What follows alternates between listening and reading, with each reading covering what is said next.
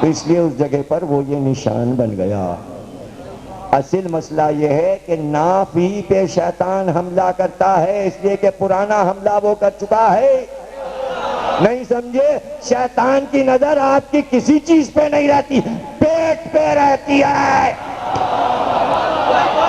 سارا مسئلہ پیٹ کا ہے، شیطان بہکاتا ہے پیٹ سے۔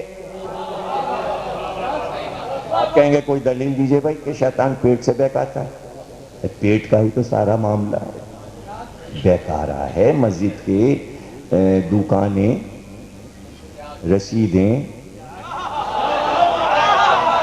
سب پیٹ کے مسئلے، سارے پیٹ کے مسئلے، اور شیطان ادھر ہی سے آتا ہے۔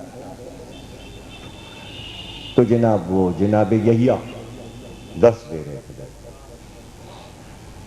اور سارے شاگرد چلے گئے، تو کہنے بھئی آپ نہیں گئے؟ روز آپ آتے ہیں، بڑے متقی پرہیزگار۔ کہنا آپ نے ہمیں پہچانا نہیں؟ جناب یحییٰ آپ نے ہمیں نہیں پہچانا؟ اتنے دن سے ہم آ رہے ہیں آپ کی درس میں۔ کہا کون ہو؟ کہا میں ابلیس ہوں، میں شیطان ہوں، آپ کے درسگاہ میں روز بھیس بدل کے مولوی کا بیٹھتا ہوں آ کے۔ تو جناب یہ کہیں تو یہاں کیا لینے آتا ہے؟ کہنا میں آپ کی عادتیں دیکھنے آتا ہوں۔ جناب یہ کہنے کیا مطلب؟ کہنا یہاں تو میں روز یہ دیکھتا ہوں نا کہ جب سارے آپ کے شاگرد چلے جاتے ہیں تو آپ کی ایک عادت ہمیں بہت اچھی لگتی ہے۔ کاپ گئے جناب یحییٰ، یعنی نبی کی کوئی عادت شیطان کو پسند ہے۔ قیامت ہو گئی۔ جناب یحییٰ جیسا متقی کا کم وقت، وہ کون سی میری عادت ہے جو تجھ کو پسند ہے تاکہ میں اسے ترک کروں؟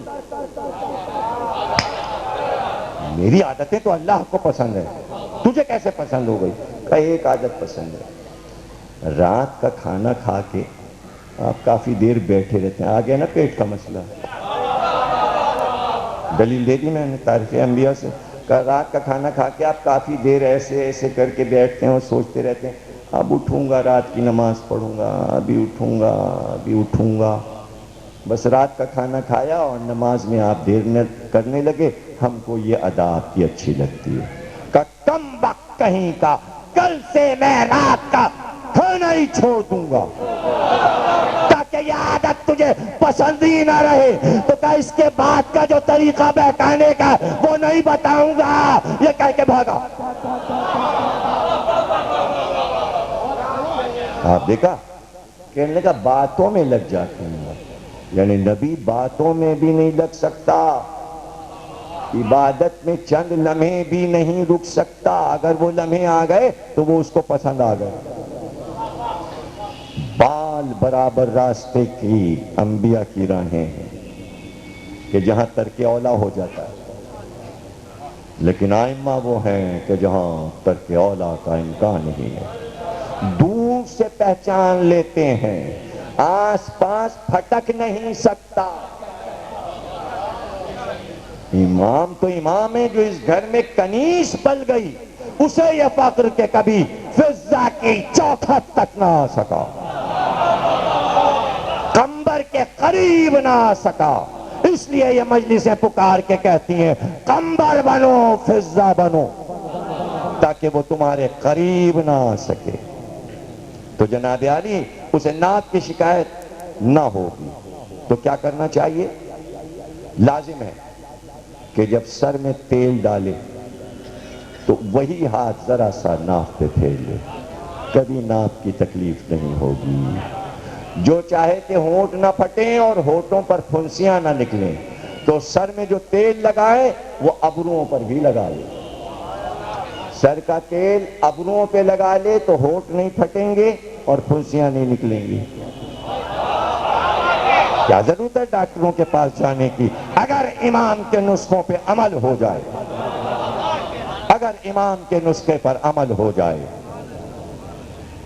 جو چاہے کہ اس کا کوا نہ لٹکے اور کان نہ بہیں، اسے لازم ہے کہ جب کوئی میٹھی چیز کھائے سرکے سے غرارہ کر لیا کرے۔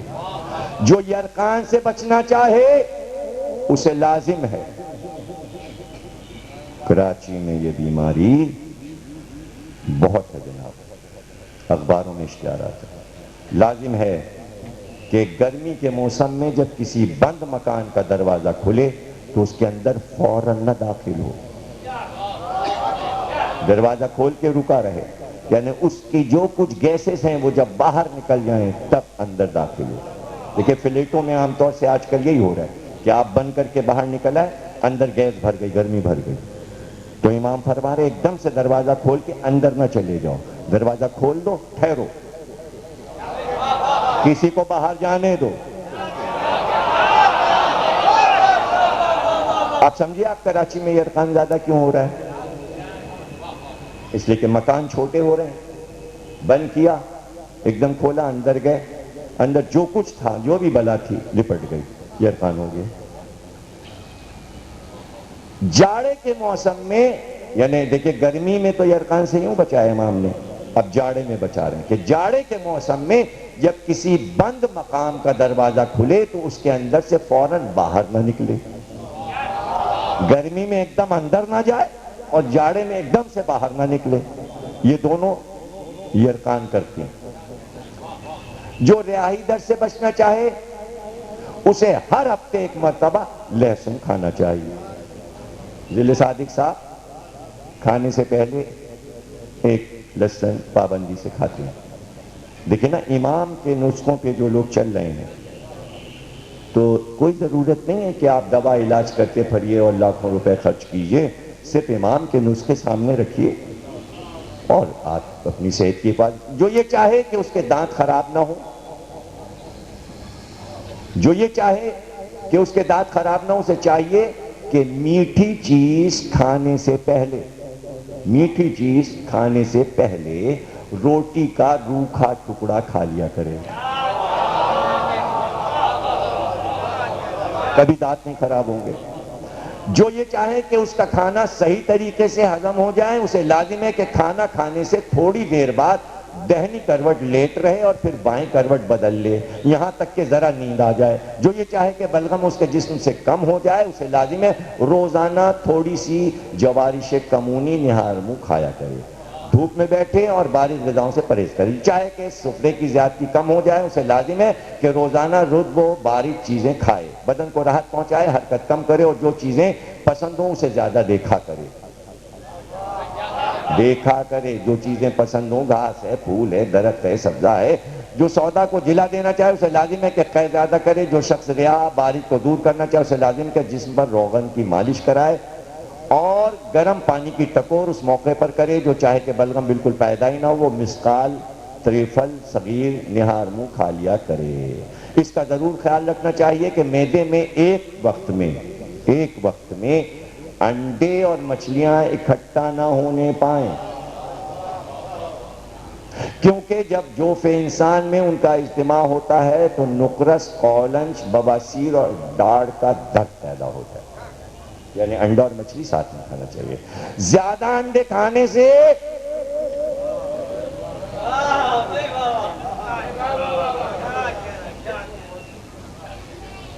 میں یہ دیکھ رہا ہوں کہ امام کا نسخہ سنتے سنتے میں تو پڑھنے میں لگا ہوں نا، تھوڑی تھوڑی دیر کے بعد میں دیکھ رہا ہوں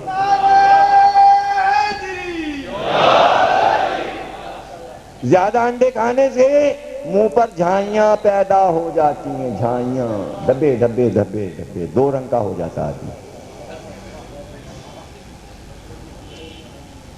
اچھا صاحب، جن مچھلیوں اور گوشت میں نمک لگا کر سکھا دیا جاتا ہے ان کا کھانا اور بعض نمکین چیزوں کا کھانا چھیپ اور کھجلی پیدا کرتا ہے، یہ کراچی میں عام ہے۔ بکری کا گردہ، کلیجی، پھیپڑا اور اوجڑی کھانے سے مثانے میں تغیرات پیدا ہو جاتے ہیں۔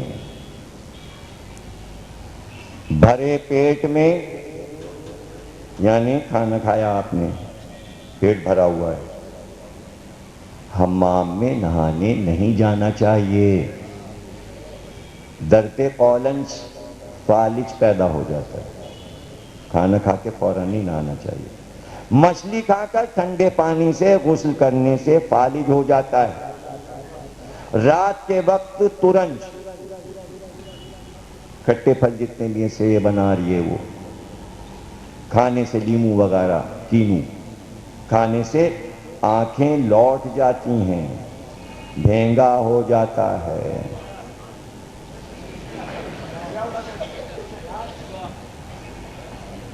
سمجھے نا؟ زیادہ انڈے کھانا معدے کی بیماریاں پیدا ہوتی ہیں اور معدے میں درد پیدا ہوتا ہے. نیم برش انڈا یہ بہت چلتا ہے، آدھا کچا ہاف بوائل. امام فرما رہے ہیں اس کے کھانے سے دمہ ہو جاتا ہے، سانس کی بیماری ہو جاتی ہے. کچا بغیر گلا گوشت کھانے سے پیٹ میں کیڑے کدودانے پیدا ہوتے ہیں. گرم یا میٹھی چیزوں کے بعد ٹھنڈا پانی پینے کی عادت سے دانت جلدی ہل جاتے ہیں. شکاری چوپایوں یا گائے کا گوشت بہت کھانے سے عقل میں فتور آ جاتا ہے، ذہن بھدا ہو جاتا ہے اور بھول پیدا ہو جاتی ہے. کہاں پہ ختم کیا امام نے؟ گائے کا گوشت. تو جناب علی یہ امام نے تدبیری علاج بھی بتایا اور دوائیاں بھی بتائیں. آج کی حد تک ہم نے امام کے اس بتائے ہوئے نسخوں سے کچھ فائدہ حاصل کیا اور تقریر کا وقت بھی کامل ہوا. آپ کا شکریہ، جزاک اللہ کہ آپ نے بڑی محبت سے سنا. ریکارڈ میں محفوظ ہوا، سی ڈی میں، آڈیو میں، ویڈیو میں، اور آپ نے سنا بھی محبت سے. یہ چیزیں کارآمد ہیں یا نہیں؟ ائمہ کا ذکر اگر اس طرح ہونے لگے تو وہ شکایات جو ہیں کہ آپ فقہ کیوں نہیں پڑھتے، سوالات کرتے، نبوت اور انبیاء کے معجزات پہ سوال کرتے، اور ہزار علماء بیٹھ کے امام کا درس سنتے تھے. اور پھر وہ منزل آ گئی کہ عیسائی عالم، راہب، یہودی عالم، زرتش، پارسی سب اس بس میں آ کر بیٹھنے لگے ایران میں کہ جہاں امام درس دیتے تھے. اور وہ خزانے پھر علم کے لٹے کہ ایران مالا مال ہو گیا علوم سے.